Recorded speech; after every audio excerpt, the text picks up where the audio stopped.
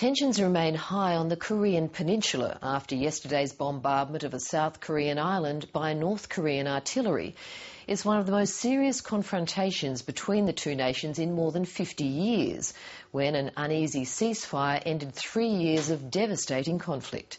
Despite strong condemnation of its actions from world leaders, the North Korean regime has threatened more attacks. Matt Peacock reports.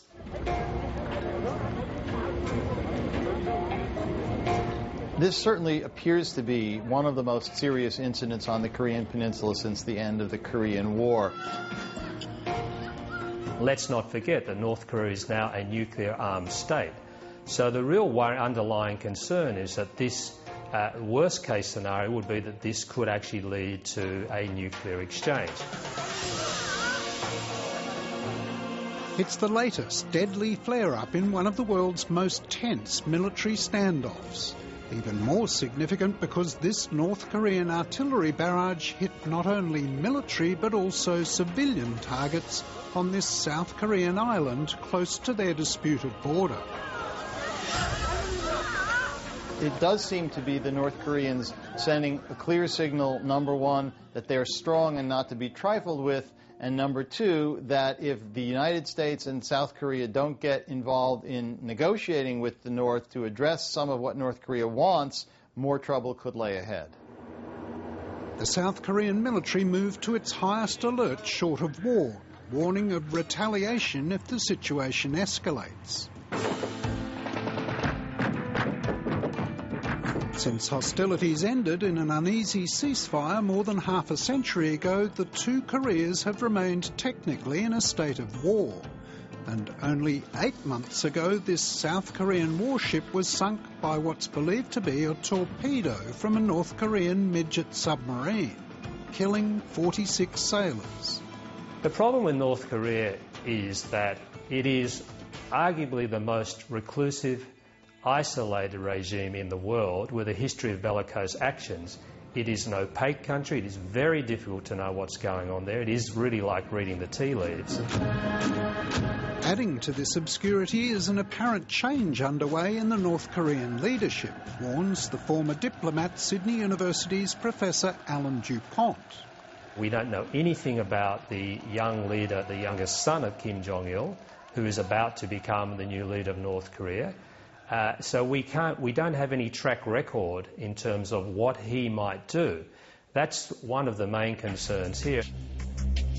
Another major concern is over North Korea's nuclear program, and that was dramatically increased this week when a visiting US scientist was shown a recently built state-of-the-art enrichment plant that could be upgraded to make nuclear weapons.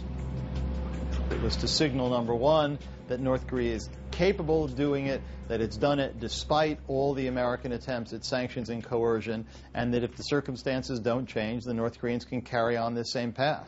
The Pueblo has entered North Korean mythology as The veteran journalist Mike Chenoy, who's visited North Korea 14 times and is now a fellow at the University of Southern California, believes now is the time for talks. The policy of sanctions and coercion hasn't worked.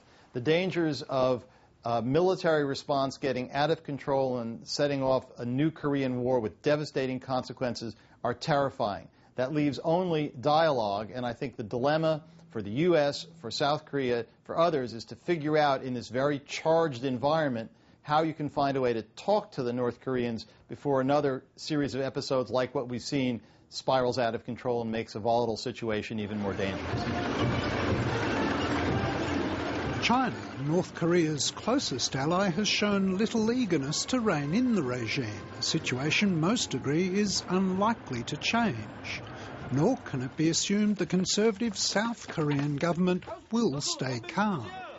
The South Koreans are going to have to be mature in their response and not take this further, and that's a concern. It's not clear to me that the South Koreans are going to turn the other cheek. If these skirmishes and episodes were to somehow explode into a full-scale war, there's no question that the Americans and South Koreans would win in the end.